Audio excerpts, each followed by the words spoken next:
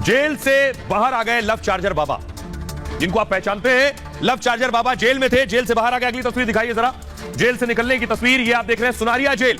इस जेल में राम रहीम बंद थे अब तक, जिला कारागार। अगली तस्वीर दिखाइए जरा, ये आप देख रहे हैं, ये राम रहीम का काफिला आप देख रहे हैं। राम रहीम जेल से निकले हैं, पूरा काफिला, गाड़ियां भी एस्कॉर्ट कर रही हैं जो आप देख रहे हैं, और सीधे बाबा को लेने, रिसीव करने हनीप्रीत भी आई थी। अगली तस्वीर दिखाई जरा, ये पूरा काफिला आप देख रहे हैं बाबा का, ये राम रहीम का काफिला निकला है। तो सवाल एक बहुत बुनियादी है, राम रहीम पर हत्या का आरोप सिद्ध हुआ, यानी हत्या में दोषी है। राम रहीम पर बलात्कार का आरोप सिद्ध हुआ है, दोषी है, और 4 बार हफ्तों हफ्तों के लिए राम रहीम जेल से बाहर आ जाते हैं। जरा रिपोर्ट देखिए।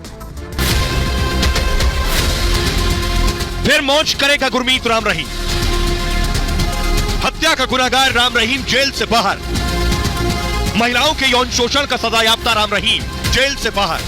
14 महीने में चौथी बार जेल से बाहर आ गया राम रहीम। इस बार 40 दिन तक मौज कटेगी, खुला घूमेगा। हत्या और यौन शोषण का गुनाहगार love charger Ram Rahim jail से बाहर आ गया। राम रहीम का काफिला बरनावा आश्रम पहुंच गया, लेकिन हरियाणा सरकार के मुखिया को इसकी जानकारी नहीं। ये जानकारी आप ही मुझे दे रहे हैं कि उनको पैरोल मिली है, और अगर मिली है तो कोई प्रोसीजर के अंतर्गत मिली होगी।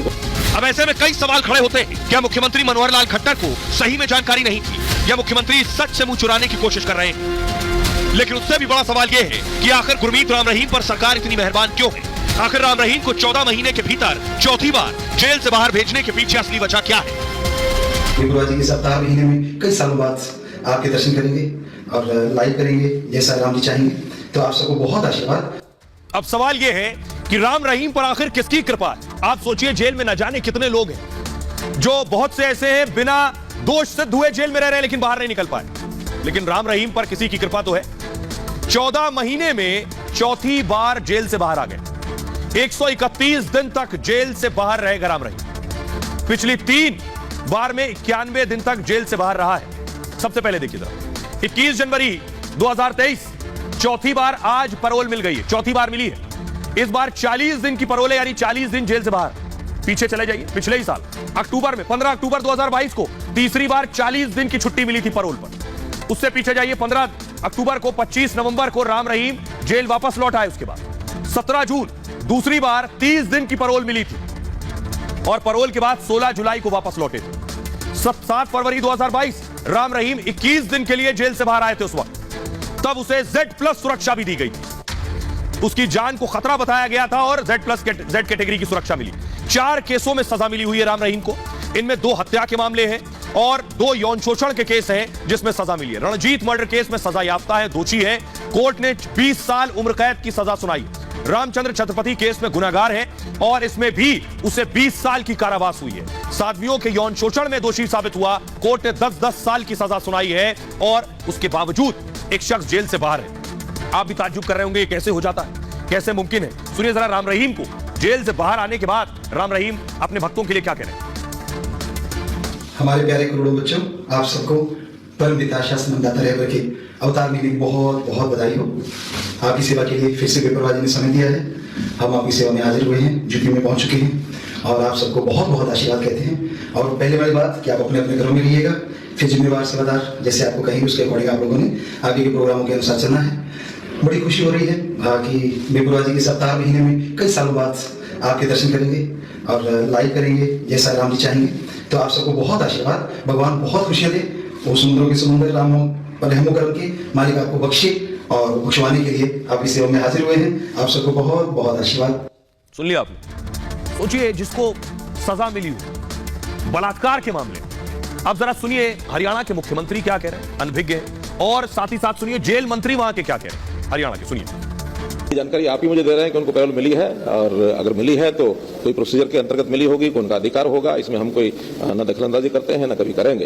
ये तो हर व्यक्ति, हर कैदी जो होता है उसके अपने व्यवहार के हिसाब से एक नियमावली है, उस नाते से अप्लाई करते हैं। जब भी अप्लाई करेंगे, अगर वो ड्यू होगा तो मिलेगी, नहीं ड्यू होगा तो नहीं मिलेगी। वो एक साधारण कैदी है, जैसे और सामान्य कैदी ऐसे हमारे पास से कई बार पहले पैरोल पे गए, अब भी गए, उनका अपना फंडामेंटल राइट है।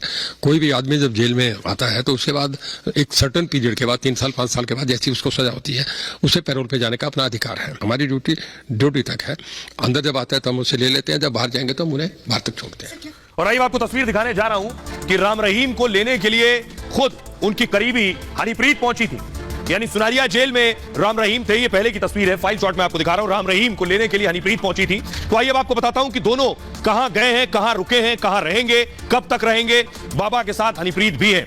देखिए जरा, एक आश्रम है, उस आश्रम में पहुंचे हैं राम रहीम बरनावा आश्रम पहुंच गए और बरनावा आश्रम उत्तर प्रदेश के बागपत जिले में। इस दौरान राम रहीम के साथ हनीप्रीत भी है। राम रहीम हनीप्रीत को मुंह बोली बेटी बताते रहे हैं। राम रहीम के परिवार के लोग भी उनके साथ थे और बताया जाता है कि राम रहीम बरनावा में ही रहेंगे 40 दिन।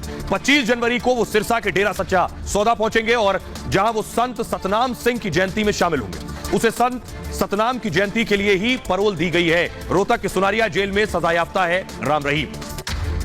खबरों में आगे बढ़ते हैं। अब बात करते हैं मध्य प्रदेश की सियासत में कैसे तपिश बढ़ रही है कि धमकी से चुनाव जीतेगी कांग्रेस।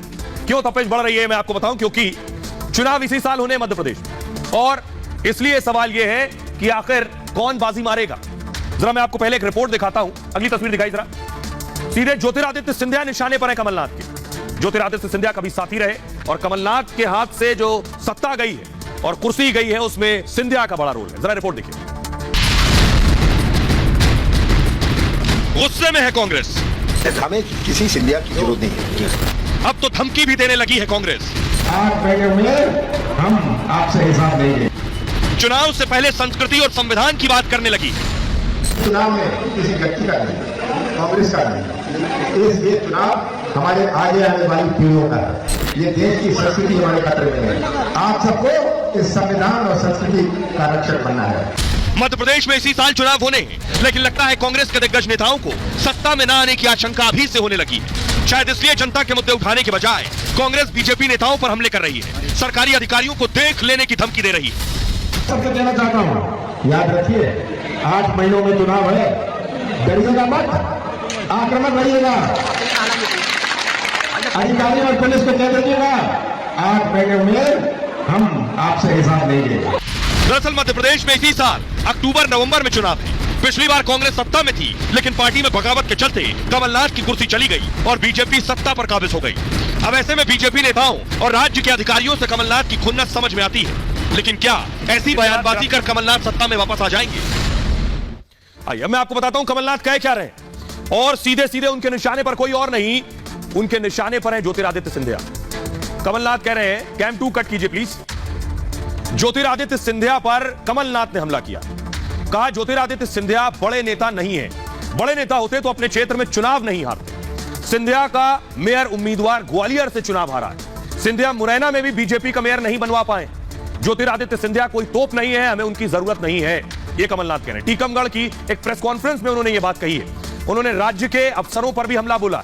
हमला क्या बोला? कमलनाथ ने अधिकारियों को खुलेआम धमकी दी। कहा चुनाव बाद अफसरों को सबक सिखाएंगे। 8 महीने बाद चुनाव है, चुनाव बाद हिसाब होगा। पुलिस के लोग भी मेरी बात कान खोलकर सुन ले, सरकार में आते ही हर एक हिसाब किया जाएगा। कमलनाथ निवाड़ी जिले के पृथ्वीपुर में ये बातों को बोल रहे थे। अब जरा सुनिए कमलनाथ को क्या कुछ कह रहे हैं। सिंधिया था आपके पास, इस बार सिंधिया नहीं है, तो कौन है ऐसा? हमें किसी सिंधिया की जरूरत नहीं है। अगर सिंधिया थे तो ग्वालियर का महापौर क्यों हारे, मुरैना का महापौर क्यों हारे? इतने बड़े तोप थे, क्यों हारे? 8 महीनों में चुनाव है, डरिएगा मत, आक्रमक रहिएगा। अधिकारी और पुलिस को कह दीजिएगा 8 महीनों में हम आपसे हिसाब लेंगे। और सब कर्मचारी और पुलिस के लोग समझ सुन ले, कान खोल के सुन ले कि अच्छा हिसाब उनका लिया जाएगा। खबरों में आगे बढ़ते हैं। अब 26 जनवरी से पहले बारूदी साजिश का खुलासा हुआ। ये आप तस्वीरें देख रहे हैं, ये नरवाल की तस्वीरें मैं आपको दिखा रहा हूं। देखिए धमाका जो हुआ, ये आप देखिए, फुल स्क्रीन लीजिए जरा इस तस्वीर में। धमाका पहले नरवाल में धमाका अलर्ट करने वाला है।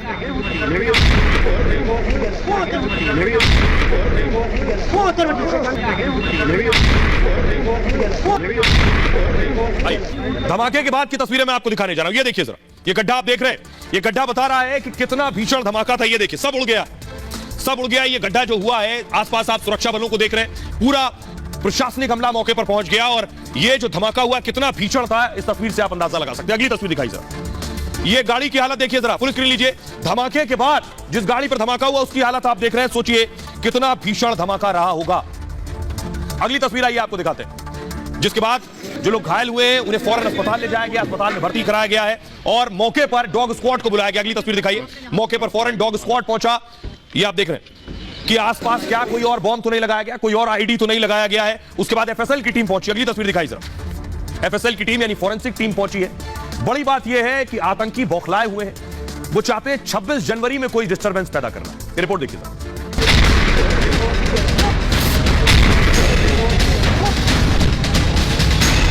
क्या 26 जनवरी को लेकर आतंकी बड़ी साजिश रच रहे हैं? जम्मू के नरवाल इलाके में धमाके के बाद की तस्वीरें तो इसी बात की गवाही दे रही हैं। दो धमाके सिलसिलेवार तरीके से आज होते हैं और इन दोनों धमाकों के बीच समयावधि की अगर बात करें तो तकरीबन 20 मिनट के बाद नरवाल में इसी ट्रांसपोर्ट नगर में यह दूसरा धमाका होता है। आतंकी लगातार जम्मू को टारगेट कर रहे हैं। उनके निशाने पर कश्मीरी पंडित, हिंदू और सिख हैं। सवाल यही, क्या भारतीय सेना की कार्रवाई से आतंकी बौखला गए? सेना लगातार आतंकियों का खात्मा कर रही है। ऐसे में आतंकी ऐसे छोटे मोटे हमले कर लोगों को डराना चाहते हैं, खौफ पैदा करना चाहते हैं।